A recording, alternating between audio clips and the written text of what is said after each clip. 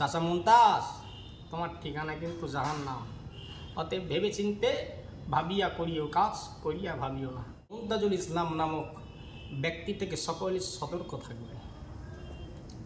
আসসালামু আলাইকুম রহমতুল্লাহি ওয়া বারাকাতুহু। হামিদাও ওয়া মুসাল্লিয়ান আম্মা বা'দ। আশা করি সকলেই ভালো আছেন আর সুস্থ আছেন। পুত পবিত্রময় মাহে রমজানের সকলকে অন্তর থেকে শুভেচ্ছা, অভিনন্দন, ভালোবাসা। পর কথা, একটা মানুষের বিষয়ে আমি আপনাদের কাছে তুলে ধরতে চাই। যে মানুষটা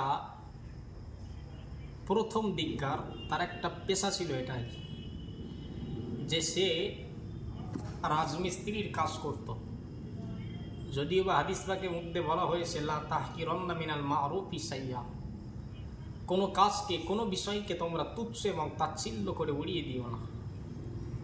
তো তিনি যে রাজমিস্ত্রির কাজ করতেন, আমি এটা তুচ্ছ বা তাকে হেউ প্রতিপন্ন করছি না, কিন্তু বড় দুঃখ নিয়ে আর কষ্ট নিয়ে বলতে হয়, এই সোশ্যাল মিডিয়ায় ঘোরাঘুরি কারণেওয়ালা একজন ব্যক্তি যার নাম হলো মোহাম্মদ মুমতাজুল ইসলাম, যিনি বাংলা কয়টি চটি কেতাব পড়ে এবং আউট সমাজের কিছু জ্ঞান অন্বেষণ করে যুগের শ্রেষ্ঠ ইমাম, ইমাম আজম আবু হানিফা, ইমাম মালিক, ইমাম শাফি, ইমাম এবং ইমাম আহমদ ইবনে হাম্বলের মতন জগৎবিখ্যাত ইমামদেরকে বাংলাদেশ বিশ্ববিদ্যালয়ে একটা বই ইউটিউবে ঘোরাঘুরি কারণেওয়ালা মুমতাজুল ইসলাম ঠিক এইভাবে আমার দিকে দেখুন, এইভাবে কিছু কিতাব পড়ে তাদের বিরুদ্ধে এরকম ভাবে মিথ্যাচারিতা, অপপ্রচার, এত বড় আল্লাহর ওলি ছিল, তাদের ইমাম নামটা মুছে দিয়ে জীবনের শেষবারে হজ করতে নিজে গেলেন, ইমাম সাজার চেষ্টা করছে। এক পা তুলে তিনবার করে কোরআন মাজিদ তবে খতম একটা হাদিস করতেন। জানি পরিষ্কার ভাষায় যে মাহে রমজান মাসে কিছু ফজিলাত এবং গুরুত্বের ব্যাপারে হাদিসে এসেছে। নবী বলেন, ইদা দাখালা রমাদান, যখন মানুষের দুয়ারে দুয়ারে 11টা মাস অতিক্রম করার পরে মাহে রমজানের মতন পুত পবিত্রময় একটা সম্মানিত মাস মানুষের দুয়ারে হাজির হয়। মায়ের নবী বলেন, ফুত্তিহাত আবওয়াবুল জান্নাহ, এই মাহে রমজান মাস আগমনের কারণে আল্লাহ পাকের আটটি জান্নাতের দরওয়াজা আল্লাহ উন্মুক্ত করে দেন, খুলে দেন। সুবহানাল্লাহ। পরপরই নবী বলেছেন, অগুল্লিফাত আবওয়াবু জাহান্নাম, এই মাহে রমজানের খাতিরে আল্লাহ জাহান্নামের দরওয়াজাকে বন্ধ করে দেন। ভাই, তৃতীয় হাদিসের অংশে যেটা এসছে ওয়াসুলসিলাতি শায়াতিন, মাহে রমজান মাসে আল্লাহ শয়তানদেরকে সেকলে আবদ্ধ করে রেখেছেন। তো আমার মনে হয় এই চটি কেতাব পারনেওয়ালা মুমতাজুল ইসলাম,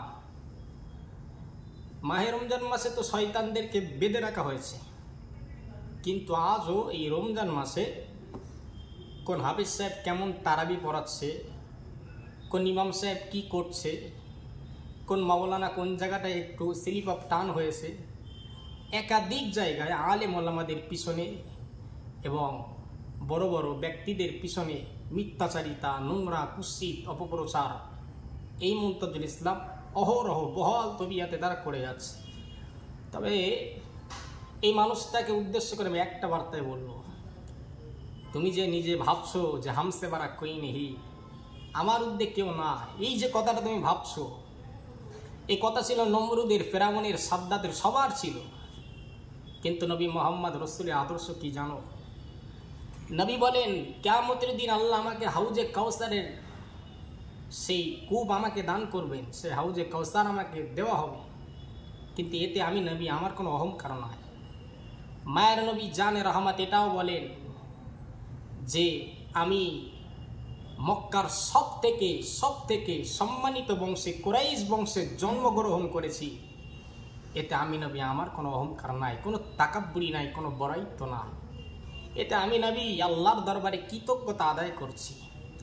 তো তোমার নবী মোহাম্মদ রসুলের মডেল যদি এটা হয়, সব থেকে উঁচু বংশে আসার কারণে নবী যদি আল্লাহর কৃতজ্ঞতা আদায় করে, তিলকা রসুল ফদ্দলনা বাদুহুম আলা বাদ, তামাম নবী রসুলগণের ওপর যে নবী মোহাম্মদ রসুলের শ্রেষ্ঠত্ব মহত্ব আল্লাহ দিয়েছেন, সেই নবী যদি কৃতজ্ঞতা আল্লাহর স্বীকার করে, তা তুমি কোথাকারকে কোন আলেমের ভুল ধরছো, আলেমের পিছনে মিথ্যাচারিতা করছো, অবশেষে নিজের বায়ান বক্তৃতার মধ্য দিয়ে বোঝাতে চাইছো যে হামসে বারাক কই নেই। তবে মনে রাখো, কামা তাকুলুন নারুল হাতাব, যখনই তুমি হিংসা করবে, যখনই একটা আলেমকে হীন চোখে দেখবে, এর পরিণতি কিন্তু ভয়াবহ ভাই। আও ইয়াসরিবা বিহি উজুহান নাস, তুমি যে মানুষের দৃষ্টি আকর্ষণ করার মধ্য দিয়ে যে বক্তৃতার বায়ানগুলো থরো করো, তোমার উদ্দেশ্য যদি হয় যে মানুষকে নিজের দলে আকৃষ্ট করা, তাহলে মনে রাখো আদখালাহুল্লাহুন নার। চাচা মুমতাজ, তোমার ঠিকানা কিন্তু জাহান্নাম।